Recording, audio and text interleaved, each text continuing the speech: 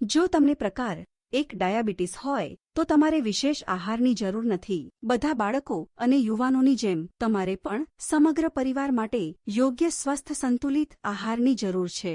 It well guide સમાન પ્રકારના ખોરાકને એકસાથે જૂથબદ્ધ કરે છે અને દર્શાવે છે કે તમારે દરરોજ કેટલો ખોરાક ખાવો જોઈએ. પ્લેટ પરના ફળ અને શાકભાજી અને સ્ટાર્ચયુક્ત કાર્બોહાઈડ્રેટ વિભાગો અન્ય વિભાગો કરતાં મોટા છે.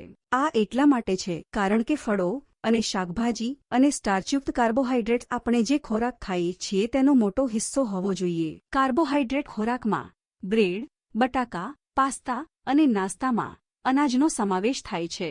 આપણે દરરોજ પ્રોટીન અને ડેરી જૂથોમાંથી ખોરાક ખાવાની પણ જરૂર છે. પ્રોટીન ખોરાકમાં માંસ, ચિકન, માછલી, ઈંડા, કઠોળ અને બદામનો સમાવેશ થાય છે. ડેરી ખોરાકમાં દૂધ, દહીં અને ચીઝનો સમાવેશ થાય છે.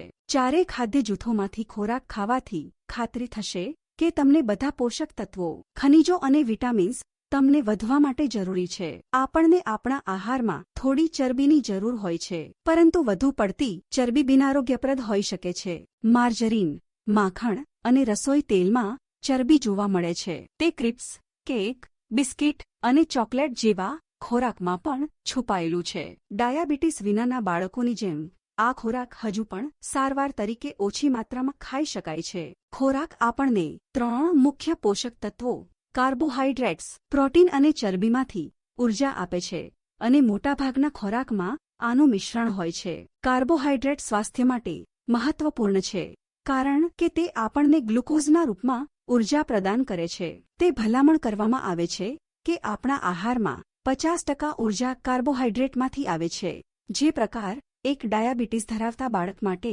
અલગ નથી. સ્નાયુઓ અને પેશીઓ અને ચરબીના નિર્માણ અને સમારકામ માટે પ્રોટીનની જરૂર છે અને ખાતરી કરે છે કે આપણી ત્વચા તંદુરસ્ત છે તેમજ ચેતા અને મગજના કાર્યમાં મદદ કરે છે. જ્યારે કાર્બોહાઈડ્રેટ્સ, પ્રોટીન અને ચરબી બધા જ મહત્વપૂર્ણ છે, માત્ર કાર્બોહાઈડ્રેટ્સને શરીરને તેનો ઉપયોગ કરવા માટે ઇન્સ્યુલિનની જરૂર હોય છે. બધા કાર્બોહાઈડ્રેટ્સ લોહીમાં સમાઈ જવા માટે ગ્લુકોઝમાં તૂટી જાય છે, પરંતુ બધા કાર્બોહાઈડ્રેટ્સ સમાન ઝડપે ગ્લુકોઝમાં તૂટી જતા નથી. સરળ કાર્બોહાઈડ્રેટ્સ શર્કરા અને ફળોના રસનો સમાવેશ થાય છે અને લોહીમાં શર્કરાનું સ્તર ખૂબ જ ઝડપથી તૂટી જાય છે. જ્યારે બ્રેડ, બટાકા અને પાસ્તા જેવા સ્ટાર્ચયુક્ત અથવા ધીમા કાર્બોહાઈડ્રેટ્સને ગ્લુકોઝમાં ફેરવવામાં વધુ સમય લાગે છે. તમે ગમે તે પ્રકારનું ખાઓ છો, બધા કાર્બોહાઈડ્રેટ્સ લોહીમાં ગ્લુકોઝનું સ્તર વધારે છે અને તેને ઝડપી અભિનય કરતા ઇન્સ્યુલિન સાથે મેચ કરવાની જરૂર છે.